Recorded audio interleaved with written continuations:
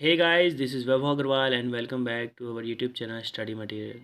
Friends पुराने वाली videos में मैं बहुत सारी आपको वीडियोस शेयर कर चुका हूँ related to the companies comparison like TCS versus Accenture, Cognizant versus Accenture, Wipro versus TCS and many more.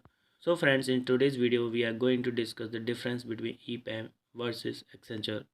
So we are gonna to see everything that what is the difference between these two company and which one is better to join as a fresher.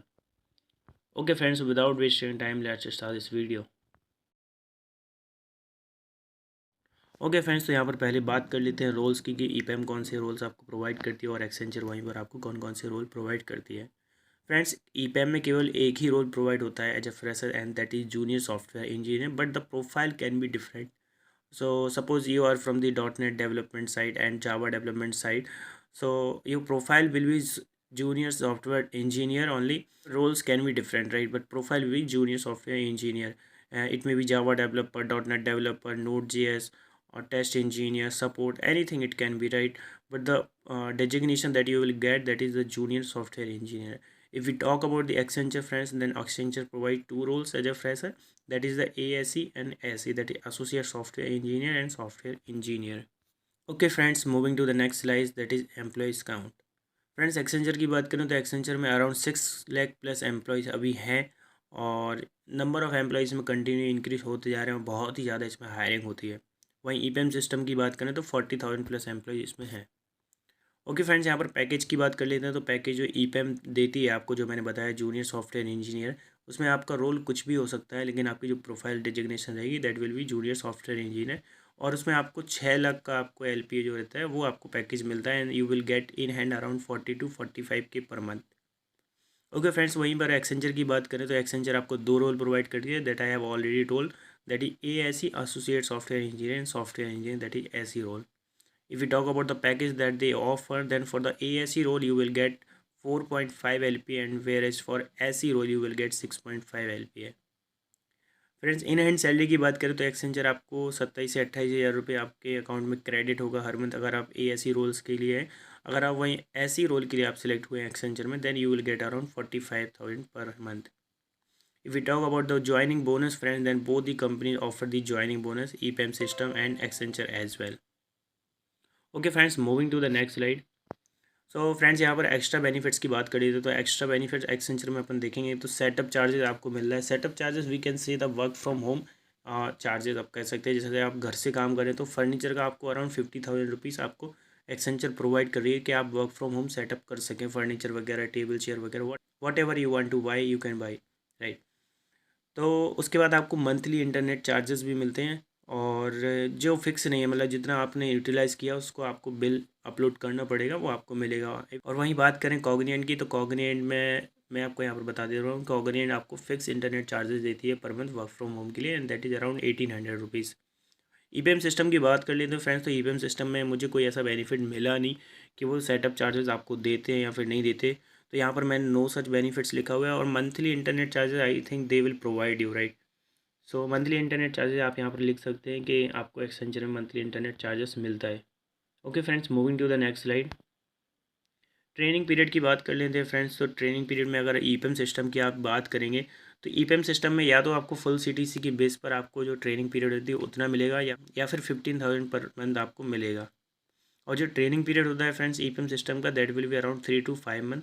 और वहीं Accenture का training period थोड़ा short होता है and that is around 2 to 3 months. Okay, एक कई बार 45 दिन और या फिर एक महीने में भी एंड हो जाता है. और जो एक्सेंचर में जो पेमेंट होती है आपकी, वो जितना आपके पैकेज पर आप हायर हुए तो उतना पैकेज आपको मिलेगा, उसके हिसाब से जितनी आपकी सैलरी बनती है, तो ट्रेनिंग पीरियड में भी आपको सेम अमाउंट मिलेगा. Okay friends, moving to the next slide and we talk about the bond. Friends, तो दोनों कंपनी में कोई भी बॉन्ड नहीं है और ये सबसे अच्छी बात है. और तो मेरे ख्याल से आप अगर बॉन्ड का कंपैरिजन करेंगे तो आप किसी भी कंपनी में जा सकते हैं. तो बॉन्ड के बाद अपन चलते हैं फ्रेंड्स नेक्स्ट स्लाइड पर.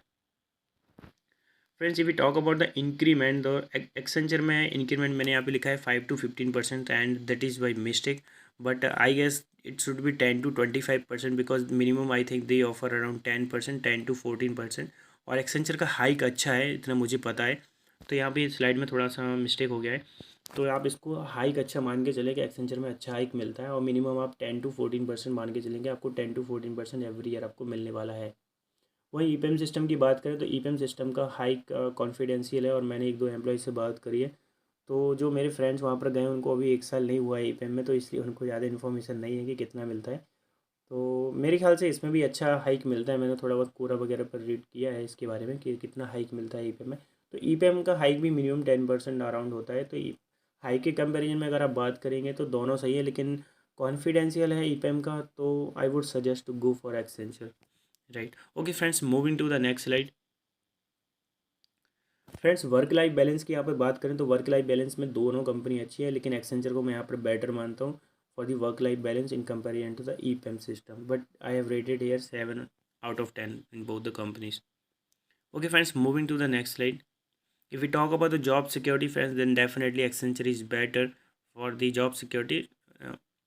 और वहीं ईपीएम की बात करें तो ईपीएम में भी कोई ऐसा फायर वाला सिस्टम नहीं है कि फायरिंग करेंगे, लेकिन आप कंपैरिजन करेंगे तो then Accenture is better for the security purpose. Okay friends, roles की बात कर लेते हैं। सपोज आपके पास तीनों रोल्स हैं या फिर किसी के पास कोई और रोल्स हैं, तो आप कंपेरिजन कर सकते हैं। तो कौन सा रोल आपको पहले जाना चाहिए, तो सबसे लास्ट में अगर आपके पास तीनों रोल्स हैं तो सबसे लास्ट में आपको एक्सेंचर एएसई के लिए जाना चाहिए। देन आपको एक्सेंचर एसई और ईपीएम जेएसई जूनियर सॉफ्टवेयर इंजीनियर, इन दोनों में से आप किसको भी प्रेफर कर सकते हैं, and that I will let you know first. लेकिन यहाँ पर मैंने आपको ऐसी रोल यहाँ पर मेंशन किया है कि आपको ऐसी रोल चूज़ करना चाहिए एक्सेंचर का। तो वो आप थोड़ा देख लिए, और मुझे यहाँ पे कन्फ्यूजन था क्योंकि किसको क्या प्रेफर रहेगा, क्योंकि किसी के लिए जॉब सिक्योरिटी मैटर करती है, किसी के लिए लर्निंग मैटर करती है, किसी के लिए प्रोफाइल मैटर करती है। तो वो अपने हिसाब से उसको डिसाइड कर सकता है, क्योंकि दोनों का पैकेज सेम है, 6.5 LPA, and in hand salary भी आपकी सेम रहेगी, राइट। थोड़ा सा ट्रेनिंग पीरियड का था जो मैंने आपको बताया कि ईपीएम में आपको 15,000 के आसपास आपको ट्रेनिंग पीरियड में मिलता है, तो इसलिए मैंने यहाँ पर प्रेफरेंस में पैसे के हिसाब से मैंने यहाँ पर एक्सेंचर पहले रख दिया है। ओके फ्रेंड्स, तो स्लाइड्स में तो बस इतना ही था। तो मैं आपको एक ओवरऑल आइडिया बता दे रहा हूँ कि अगर आपका दोनों कंपनी में हो गया है, सपोज आपके पास एक्सेंचर ऐसी रोल है और ईपीएम जे ऐसी रोल है, that is Accenture 6.5, and if we talk about the EPAM then you will get 6 LPA, right. तो मेरे ख्याल से आप कोई से भी कंपनी जा सकते हैं अगर आपको पैसे के थोड़ा बहुत लग रहा है कि हाँ यार पैसे अच्छे होने चाहिए, इंक्रीमेंट अच्छा होना चाहिए, मुझे वो चाहिए बस, तो आप एक्सेंचर को चूज़ कर सकते हैं। अगर आप चाहते हैं कि जॉब सिक्योरिटी भी अच्छा होना चाहिए, वर्क लाइफ बैलेंस अच्छा होना चाहिए और पैसे भी ठीक ठाक मिलते रहें, कोई दिक्कत नहीं है, तब भी आप एक्सेंचर को चूज़ कर सकते हैं। लेकिन आप चाहते हैं कि आपका करियर लर्निंग पाथ के बेसिस पे बढ़े, सपोज आप सीखना चाहते हो, काम ज़्यादा आपको मिलता रहे, कोई इशू नहीं है, वर्क लोड थोड़ा बहुत ज़्यादा रहेगा तो चलेगा, पैसे थोड़ा बहुत कम मिलेंगे, हाइक थोड़ा कम रहेगा तो भी चलेगा, ट्रेनिंग पीरियड में कम रहेंगे पैसे तो भी चलेगा। और सिक्योरिटी की बात करें तो जॉब सिक्योरिटी ऐसा कोई कंसर्न नहीं होता है, वो कोई भी कंपनी हो, बस आपको काम आना चाहिए, और काम नहीं भी आता तो वो आपको सिखाते हैं, ट्रेनिंग देते हैं, और ट्रेनिंग के बाद भी नहीं आता है तो आपको कुछ टाइम पीरियड दिया जाता है, उसमें आप सीख सकते हैं, राइट। तो कोई भी आपको काम दिया जाता है तो वो हो जाता है, इतना तो मुझे आइडिया है। तो अगर आप सिक्योरिटी की बात करें तो उसको आप कंसीडर नहीं करें, लेकिन लर्निंग की बात करें तो फ्रेंड्स मेरे ख्याल से EPM is far better than Accenture, learning की बात करें। क्योंकि आप एक्सेंचर में जाएंगे तो एक्सेंचर बहुत बड़ी एमएनसी है, and there are lot of projects of support testing. तो सपोर्ट टेस्टिंग में अगर आपको डाल दिया तो आपका करियर आपको खुद नहीं पता कि कहाँ से कहाँ टर्न हो जाएगा, राइट। तो अगर आपको डेवलपमेंट साइड जाना है या फिर कोई न्यू टेक्नोलॉजीज़ में आपको काम करना है, सीखना है काम, then I will suggest that you should go for EPAM system. Then EPAM system is far better than Accenture in terms of the learning, right?